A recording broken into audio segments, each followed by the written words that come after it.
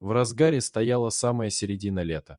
Весь мир казался простым и безмятежным. Однако 4 крохотных волчат, сидящих в своем логове, так не считали. Уже 2 дня прошло с тех пор, как их мать ушла на охоту и не вернулась. Голод начал терзать маленьких хищников. Волчата сначала терпеливо ждали, а потом начали тревожно поскуливать, словно предчувствуя беду. А когда их желудки начало сводить от нехватки пищи, они начали жалобно выть, пытаясь рассказать этому миру свою горькую судьбу. Пережив очередную ночь без матери, волчата наконец решились покинуть свое убежище, в первый раз выйдя в этот огромный мир самостоятельно. Все им здесь казалось страшным и таящим опасность. Но пустой желудок настойчиво подгонял вперед, на поиски хоть какой-то пищи. Они выбрались на полянку, но в этот момент что-то страшное зашуршало в кустах, ломая ветки. Волчата кинулись в кучу, прижимаясь друг к другу, и тут же под ними провалилась земля, вновь погружая их во тьму. Верный позвал Степан своего старого пса. Огромная морда показалась из кустов, и пес пристально посмотрел на хозяина, будто желая понять, что от него понадобилось. Мужчина улыбнулся: «Иди гуляй, я думал, что ты пропал где-то». Пес словно понял его слова и тут же скрылся в зеленых зарослях. Степан сел на стульчик и поправил удилище, будто это как-то могло ускорить очередную поклевку. «Не клюет», — с досадой подумал Степан, взглянув на раскаленное солнце. «И чего я поперся сегодня на это озеро? Думал, в лесу не так жарко, и рыба клевать будет». Вдруг с громким лаем к нему выскочил Верный. Огромный пес был явно чем-то взволнован. «Ты чего, друг?» — спросил удивленный Степан медведя, что ли повстречал.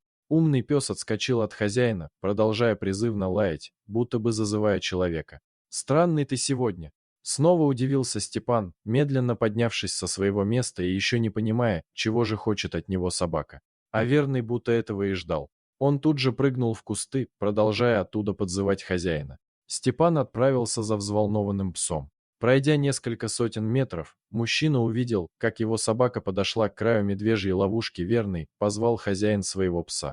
«Уйди оттуда, а то еще сам упадешь». Пес заскулил, но так и не отошел от опасного края. Степан не стал спорить, а лишь недовольно качнул головой. Осторожно подойдя к ловушке, мужчина заглянул в коварную яму. Это была классическая медвежья яма с острыми кольями на дне.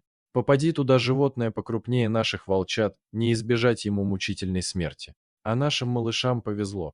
Они, практически невредимые, ползали по дну между смертоносных кольев. Степан выругался про себя. А если бы человек туда угодил? И о чем только думают те, кто их роет? «Ну что, ты потомство себе нашел?» — улыбнулся он. А Верный, будто в ответ мужчине, что-то нетерпеливо проскулил. «Ладно, будь по-твоему», — проворчал мужчина, раздумывая, как ему будет легче вытащить малышей. Теперь Верный взял шефство над 4 серыми хищниками. Будто приемный папа, он тщательно следил за ними, уча навыкам и согревая по ночам собственным телом. Волчата быстро привыкли к нему и к человеку, который каждое утро и вечер приносил им еду. Волчий организм позволил маленьким хищникам быстро отойти от стресса и начать интенсивно расти. К концу осени волчата стали уже самостоятельными подростками, способными охотиться и добывать себе еду. Они по-прежнему уважали старого пса, принимая его за отца, но все чаще самовольно уходили в лес, повинуясь инстинктам. А к весне волки ушли насовсем. Верный сильно переживал. Теперь все реже он сопровождал своего хозяина на лесных прогулках, предпочитая оставаться дома. «Ну чего ты, старик?» — грустишь, трепал своего пса по голове Степан. «Они же молодые, им свобода нужна. Ты себя вспомни». Пес, довольный вниманием хозяина, пытался ответить на его ласки, но гулять все же отказывался. Может быть, годы уже взяли свое, а может, собачье сердце тяжело переносило это расставание. Теперь Степан один шел по лесу, собирая первые в этом году грибочки. Год обещал быть урожайным, так как дожди шли регулярно и стояла теплая погода. Почти полную корзину набрал Степан, как вдруг дорогу ему преградило семейство кабанов. Поросята, увидев человека, задорно задрали свои пятачки вверх, пытаясь понять, кто посмел выйти на их тропу. Их милый вид мог бы привести в умиление, однако Степан прекрасно знал, такие крохи одни не ходят, и где-то рядом обязательно должна быть их мать. Так оно и вышло.